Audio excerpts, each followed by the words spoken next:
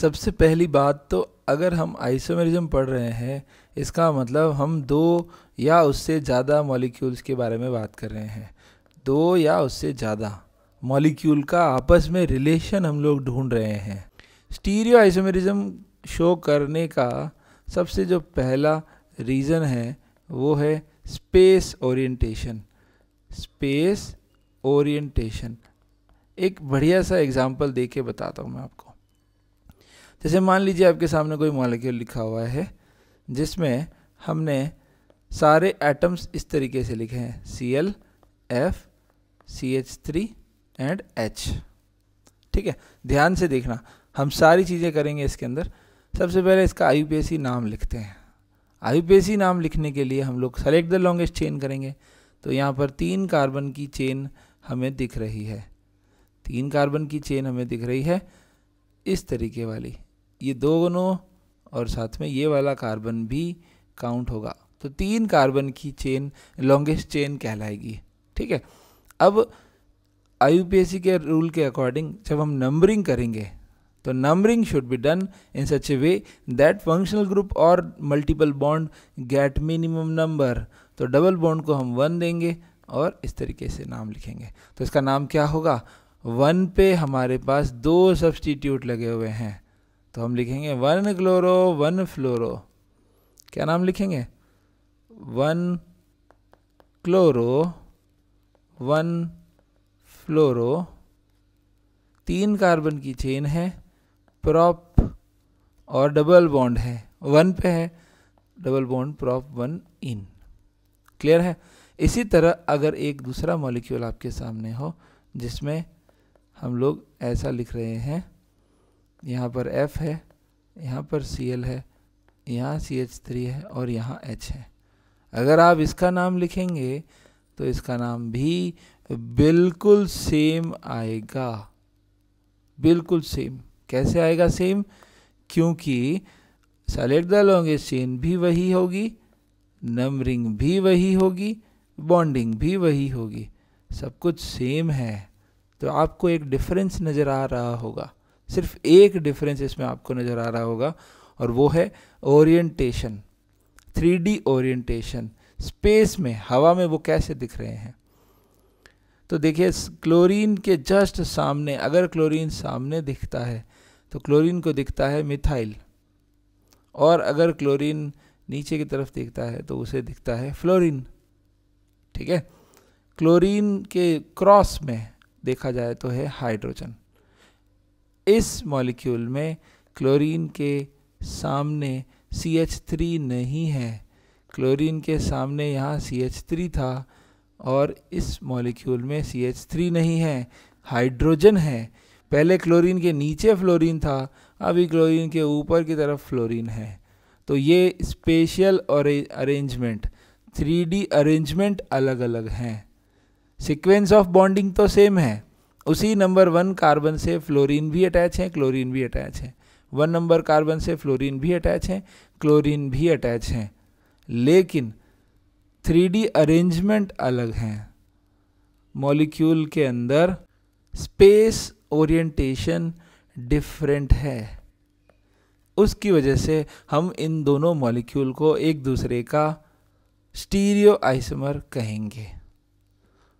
तो सर ये 2 मॉलिक्यूल हैं तो दोनों का नाम सेम कैसे हो सकता है।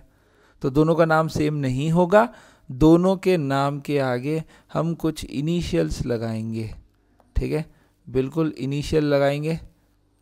थोड़ा इजी कर देता हूँ इनिशियल बनाने के लिए, H की जगह F कर देता हूँ। ठीक है, यहाँ जो H है ना उसकी जगह मैं F कर देता हूँ, तो सर नाम भी बदल जाएगा। हाँ तो ठीक है ना, नाम भी बदल दीजिए, 1 फ्लोरो की बजाय इसका नाम हो जाएगा 1,2 डाई फ्लोरो, 1,2 डैश 1,2 डैश डाई फ्लोरो।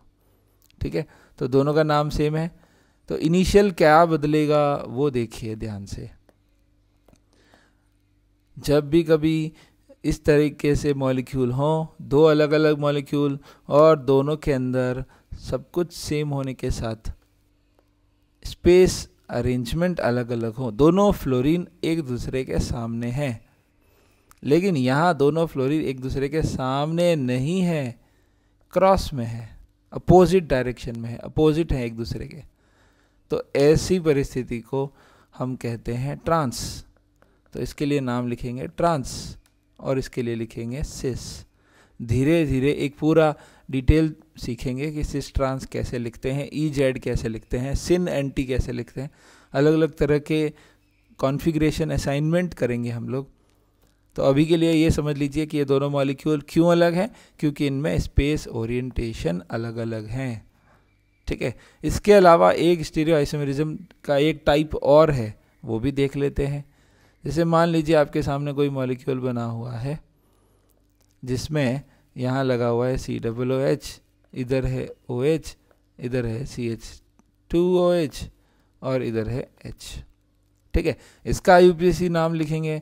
तो सेलेक्ट द लॉन्गेस्ट चेन, उसमें हम लोग 3 कार्बन की चेन सेलेक्ट करेंगे। नंबरिंग तो हम अमिताभ जी IUPAC के हाईएस्ट प्रायोरिटी वाला ग्रुप COOH से स्टार्ट करेंगे। तो इस तरह से नाम लिखेंगे। इसका क्या नाम हो जाएगा? सेकेंड पोजीशन पे OH है और थर्ड पे भी OH है।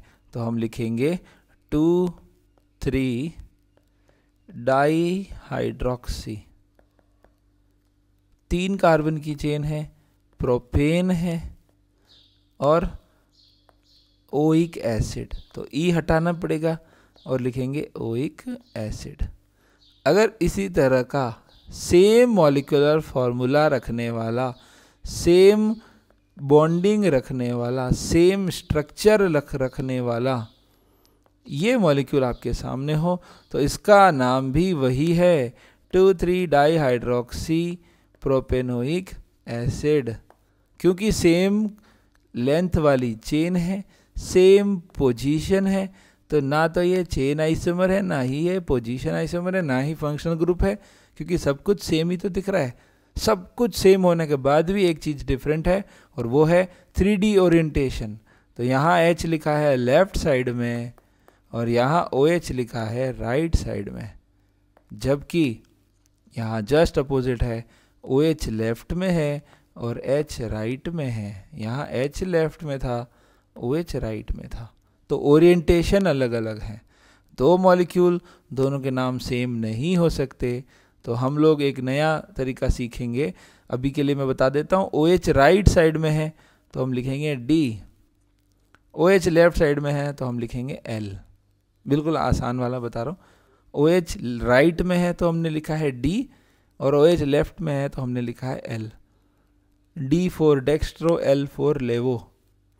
तो ये नाम डिफरेंट शो करने के लिए हम कुछ इनिशियल्स लिखेंगे, इनके ऊपर अलग अलग वीडियो बनाएंगे। ठीक है, तो आपके सामने एक चीज़ तो क्लियर हो चुकी है। 2 तरह के स्टीरियो आइसोमर हो सकते हैं, एक वो जिनमें डबल बॉन्ड हो और एक वो जिनमें डबल बॉन्ड ना हो, फिर भी स्टीरियो आइसोमरिज्म हो सकती है। तो ऐसे वाले को हम बोलते हैं ज्योमेट्रिकल आइसोमर्स। क्या बोलते हैं? Geometrical isomers. तो आज के इस लेक्चर को हम ज़्यादा डिटेल में ज्योमेट्रिकल पे ही डिस्कस करके करेंगे। पहले एक बार क्लासिफिकेशन कर देता हूँ। स्ट्रक्चरल आइसोमेरिज्म में मॉलिक्यूलर फार्मूला सेम होता है।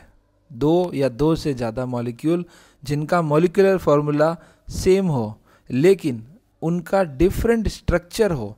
स्ट्रक्चर डिफरेंट होने का मतलब क्या है? बॉन्डिंग ऑफ एटम्स अलग अलग हों या कनेक्टिविटी ऑफ एटम्स अलग अलग हों, तो उसे हम कह रहे थे स्ट्रक्चरल आइसोमर। जैसे चेन आइसोमर था तो उसमें number of carbon chain he different थी जब हम IUPAC नेमिंग कर रहे थे। पोजीशन में पोजीशन डिफरेंट थी। Ring chain, tautomer, metamer, functional group isomer, उसमें क्या हो रहा था? डिफरेंट कनेक्टिविटी ऑफ एटम था। लेकिन अगर मॉलिक्यूलर फार्मूला सेम होने के साथ साथ स्ट्रक्चर भी सेम हो, बॉन्डिंग भी सेम हो, कनेक्टिविटी भी सेम हो, फिर भी मॉलिक्यूल डिफरेंट प्रॉपर्टी शो कर रहा है because of different space orientation. हवा में वो अलग तरीके से नज़र आ रहे हैं, 3D में वो अलग तरीके से नज़र आ रहे हैं। तो ऐसे मॉलिक्यूल्स शो करते हैं स्टीरियो आइसोमेरिज्म। स्टीरियो आइसोमेरिज्म जो है वो दो तरह का है, एक है ज्योमेट्रिकल और एक है ऑप्टिकल। ज्योमेट्रिकल आइसोमर और एक है ऑप्टिकल आइसोमेरिज्म। दोनों को डिटेल में करना है हमें। ज्योमेट्रिकल आइसोमेरिज्म की कुछ कंडीशंस हैं, उसी तरह ऑप्टिकल आइसोमेरिज्म की भी कुछ कंडीशंस हैं। अच्छा, कुछ लोग इस तरीके से नहीं करते, कुछ किताबों में ऐसा लिखा हुआ है, स्टीरियो आइसोमेरिज्म को दो पार्ट में डिवाइड किया है, कॉन्फिगरेशनल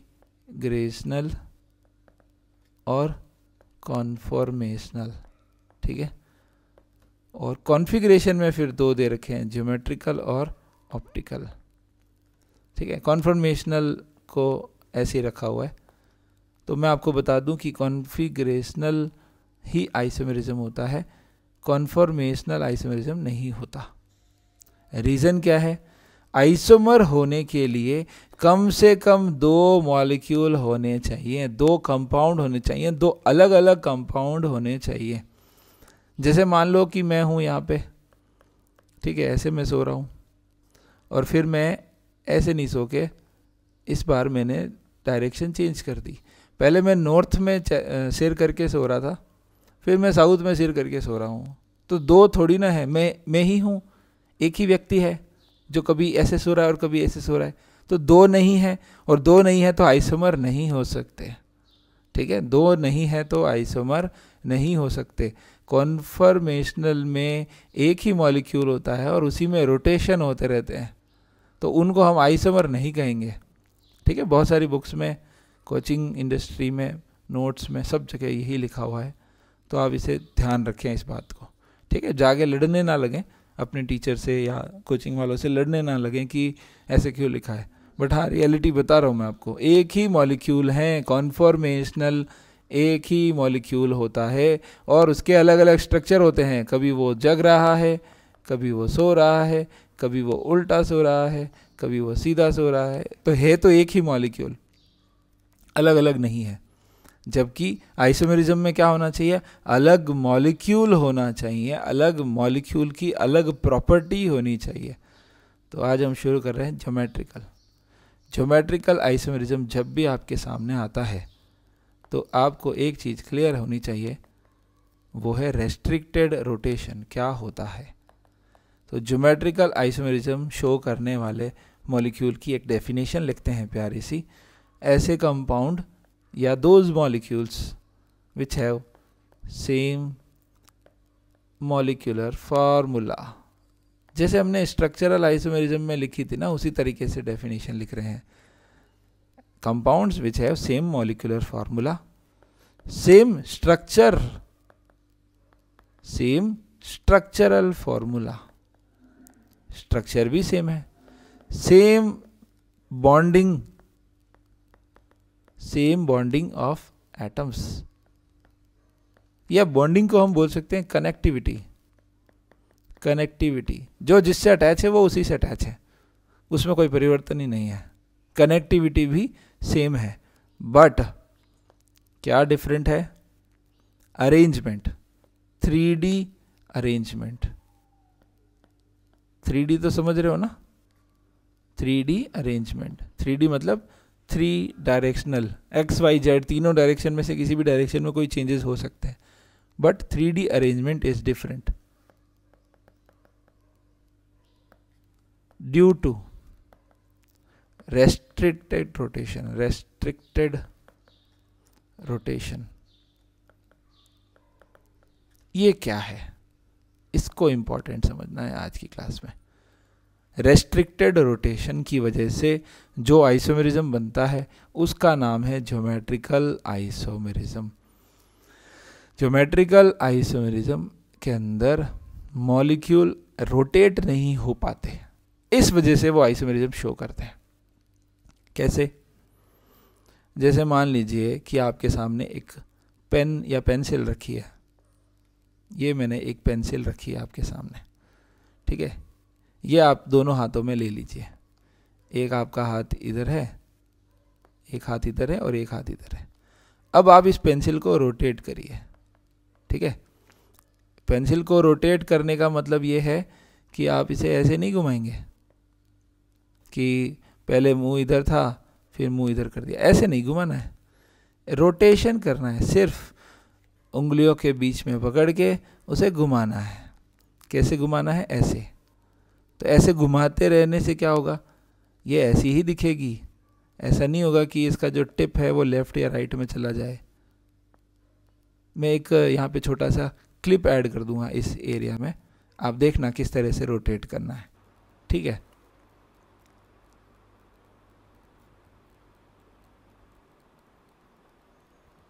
ठीक है, दिख गया किस तरह से रोटेट करना है।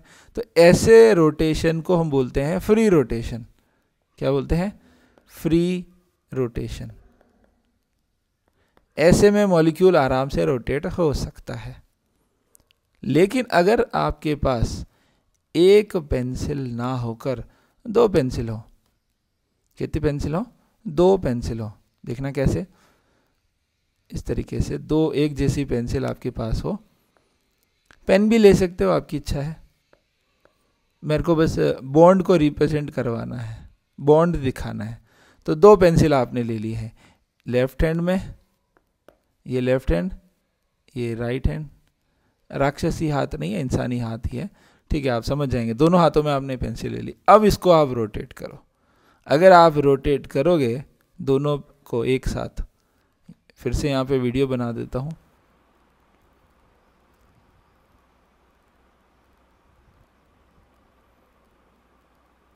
तो आप देख रहे हैं कि आप रोटेट नहीं कर पा रहे हैं, आपकी जो पेंसिल है वो रोटेट नहीं हो पा रही है। क्यों नहीं हो पा रही? एक दूसरे के ऊपर आ जा रही है इस तरीके से। फिर ज़्यादा जोर लगाएंगे तो दोनों टकरा रही है ज़्यादा जोर से घुमाने पे, तो आप रोटेट ही नहीं कर पा रहे हैं। इसको हम बोलते हैं रेस्ट्रिक्टेड रोटेशन। तो रेस्ट्रिक्टेड रोटेशन, एक बात तो क्लियर है, डबल बॉन्ड की वजह से आ सकती है। सिंगल बॉन्ड में नहीं थी, जब एक पेंसिल थी तब आराम से रोटेट हो रही थी, जब दो हुई तो रोटेशन नहीं हो पाया, और जब तीन हुई तो तीन तो वैसे ही लीनियर ही होता है, तो इसको तो आप रोटेट कर सकते हैं एक बेलन की तरह। ये देखिए बेलन, बेलन कैसे, ये बेलन हो गया, देखो यहाँ हाथ रखो और यहाँ हाथ रखो, बेलन की तरह आप इसे रोटेट कर सकते हैं। तो ट्रिपल बॉन्ड को भूल जाइए, सिंगल बॉन्ड को भूल जाइए, बात करेंगे डबल बॉन्ड की।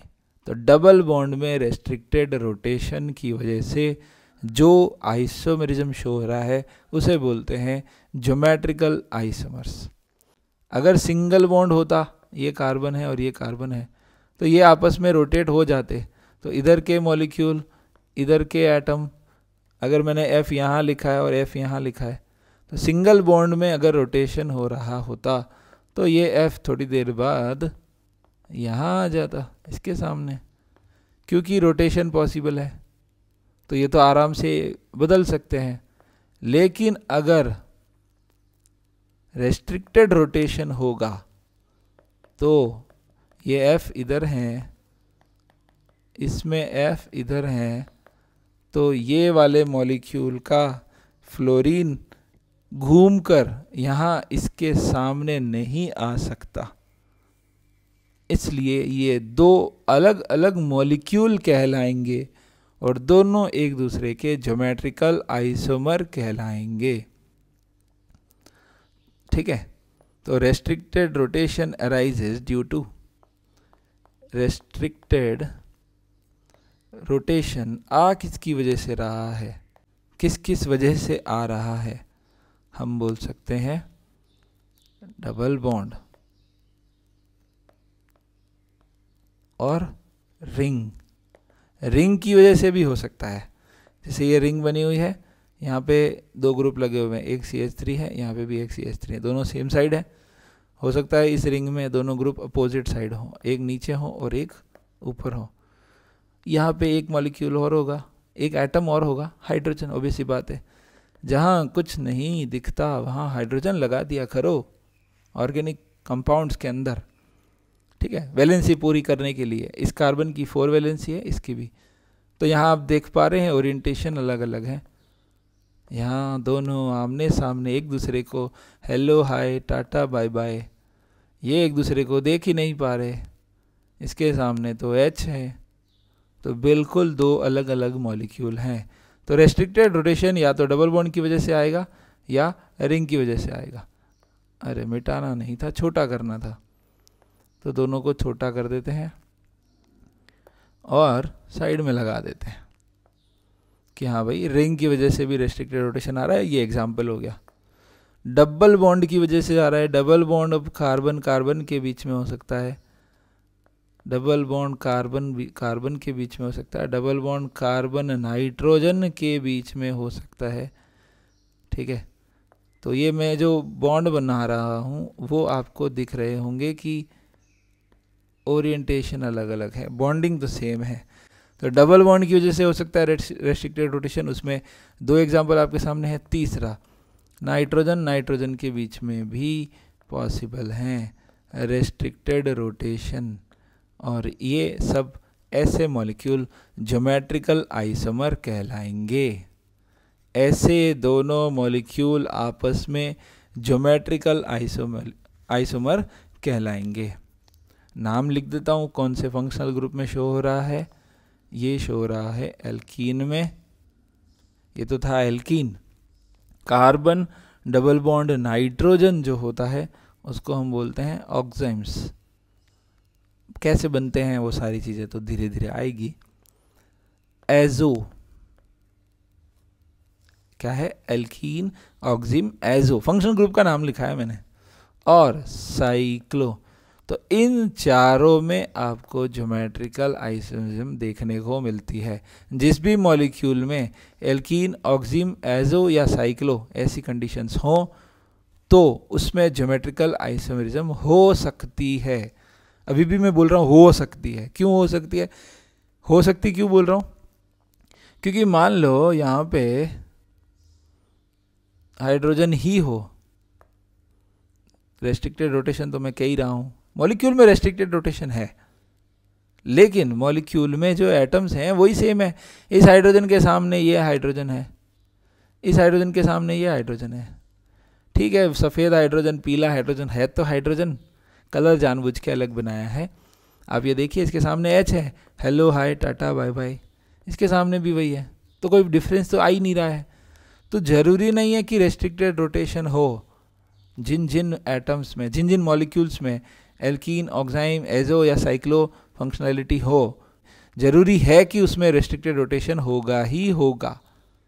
ये तो कंपलसरी है कि रेस्ट्रिक्टेड रोटेशन तो होगा ही होगा, लेकिन ज्योमेट्रिकल आइसोमरिज्म होगा या नहीं होगा ये कंपलसरी नहीं है। ज्योमेट्रिकल आइसोमरिज्म देंगे या नहीं देंगे ये कंपलसरी नहीं है। और ये कब कंपलसरी होता है, जब ये दोनों ग्रुप आमने सामने, इस कार्बन के दोनों ग्रुप सेम नहीं होने चाहिए, उसी तरह इस कार्बन के दोनों ग्रुप भी सेम नहीं होने चाहिए। चलिए कुछ एग्जांपल्स देखते हैं, बहुत अच्छे पाई बॉन्ड रेस्ट्रिक्टेड रोटेशन के एग्जांपल से शुरू करते हैं। आपके सामने मैं एक डबल बॉन्ड लिख देता हूँ। इस डबल बॉन्ड के ग्रुप लगे हुए हैं, यहाँ पे एक लिखा है ए, एक बी, इधर भी लिखा है ए और बी। तो ऐसा मॉलिक्यूल जिसके किसी एक कार्बन या किसी एक एटम के दोनों ग्रुप अलग अलग हैं और दूसरे के भी ये दोनों अलग अलग हैं, तभी वो ज्योमेट्रिकल आइसोमरिज्म शो कर सकता है। क्यों?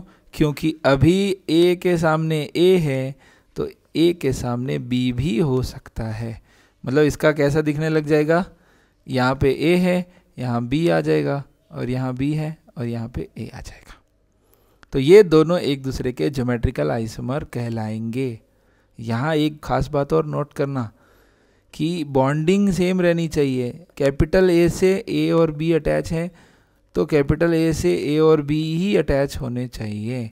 ऐसा ना हो कि आप ये लिख दो, जैसे मान लो ये आपने लिख दिया ए बी और बी, तो ये ज्योमेट्रिकल आइसोमर नहीं है क्योंकि इसमें बॉन्डिंग अलग अलग है। जब हम देखते हैं तो यहाँ कैपिटल ए से दोनों ही ए अटैच हैं और यहाँ कैपिटल ए से एक ए है और एक बी है, तो बॉन्डिंग ही अलग है, तो ये ज्योमेट्रिकल आइसोमर नहीं हो सकता। ये दोनों एक दूसरे के ज्योमेट्रिकल आइसोमर हैं। ए बी की बजाय हम लोग इस तरह का कोई एग्जांपल लें तो उसका आप मुझे कमेंट में अच्छे से बताना कि ये दोनों कौन से आइसोमर है। जैसे मान लो यहाँ फ्लोरीन लिखा है, यहाँ CH3, यहाँ CH3 और यहाँ क्लोरीन, और हम लोग यहाँ सिमिलर एक मॉलिक्यूल और बना रहे हैं जिसमें दोनों ही CH3 सेम साइड हैं, दोनों Cl और F नीचे की तरफ हैं, और एक मॉलिक्यूल में आपके सामने और बना रहा हूँ जिसमें मैंने लिखा है CH3, CH3, F और Cl। तो आपके सामने 3 मॉलिक्यूल बना रखे हैं, A, B और C। A एंड B एक दूसरे के क्या लगते हैं? A and C, B and C एक दूसरे के क्या हैं? तो A और B को देखिए, A और B को ध्यान से देखिए। A में ये हमारी लॉन्गेस्ट चेन है, 3rd पोजीशन पे फ्लोरो, 2 पे क्लोरो, क्योंकि IUPAC के हिसाब से हम नंबरिंग करेंगे ना, तो क्लोरीन को 2 मिलेगा, फ्लोरीन को 3 मिलेगा। तो 2 फ्लोरो, 2 क्लोरो, 3 फ्लोरो, 4 कार्बन की चेन, 2 पे क्लोरो, 3 पे फ्लोरो, 4 कार्बन की चेन, 2 पे क्लोरो और 3 पे फ्लोरो। नाम बिल्कुल सेम है, बस ओरिएंटेशन अलग है। यहाँ मिथाइल अपोजिट साइड है एक दूसरे के, यहाँ एक दूसरे के सामने है। ठीक है, तो A और B क्या है? एक दूसरे के ज्योमेट्रिकल आइसोमर है। A और C क्या है? A और C में डिफरेंस देखिए, यहाँ लॉन्गेस्ट चेन 4 कार्बन की थी, यहाँ लॉन्गेस्ट चेन 3 कार्बन की ही है। नंबर 1 पे फ्लोरीन और क्लोरीन दोनों 1 पे हैं, जबकि यहाँ फ्लोरीन और क्लोरीन 2 और 3 पे है। तो कार्बन की चेन ही चेंज हो गई, बॉन्डिंग ही बदल गई, तो ज्योमेट्रिकल आइसोमर नहीं है, स्ट्रक्चरल आइसोमर हैं। स्ट्रक्चरल आइसोमर में भी पहले कौन से हैं? चेन आइसोमर हैं, और उसके बाद कौन से हैं? पोजीशन आइसोमर हैं। यहाँ क्या लिखना है ये आप कमेंट सेक्शन में लिख के बताएंगे। अब कुछ मॉलिक्यूल लिख रहा हूँ, आपको यस और नो में जवाब देना है कि कौन ज्योमेट्रिकल दे सकता है और कौन नहीं दे सकता। ठीक है, कौन ज्योमेट्रिकल आइसोमेरिज्म शो कर सकता है और कौन नहीं कर सकता। जो कर सकता है तो उसका हम बना के भी बता देंगे कि उसका ज्योमेट्रिकल आइसोमेरिज्म वाला दूसरा आइसोमर कैसा दिखेगा, और जो नहीं शो कर सकता उसके लिए हम क्या करेंगे?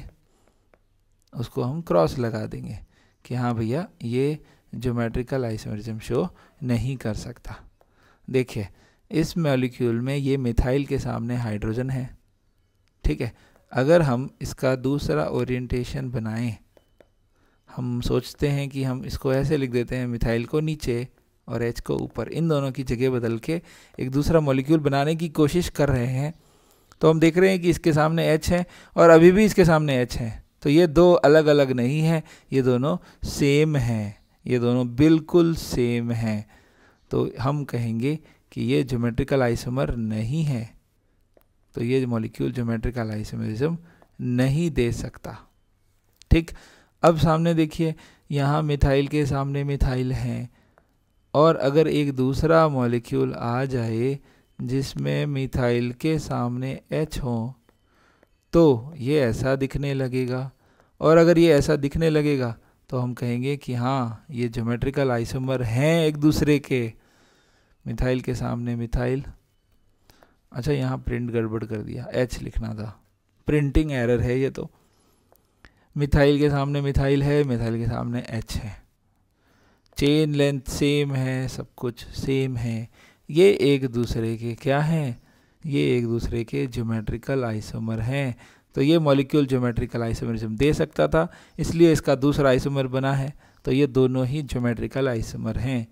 सिमिलरली अगर हम यहाँ बात करें और हम ओरिएंटेशन बदल दें, किसका? CH3 और F की जगह बदल दें, तो हम कहेंगे F के सामने H है तो अभी भी वही है, मिथाइल के सामने H है अभी भी वही है। तो ये दो नहीं है, ये तो एक ही मॉलिक्यूल है, डिफरेंस ही नहीं है, स्ट्रक्चर में डिफरेंस नहीं है। Fluorine hello hi tata bye bye कर रहा है हाइड्रोजन से, यहाँ भी सामने हाइड्रोजन हेलो हाय, तो हम कहेंगे कि ये वाला मॉलिक्यूल ज्योमेट्रिकल आइसोमेरिज्म शो नहीं कर सकता। क्लियर है? तो आपको एक चीज़ क्लियर हो जानी चाहिए कि जो भी हमारा ग्रुप होगा उसके एक एटम के ये दोनों ग्रुप अलग हों और ये दोनों भी अलग हों। ठीक है, तो अलग अलग ग्रुप होंगे तभी ज्योमेट्रिकल आइसोमेरिज्म शो होगा।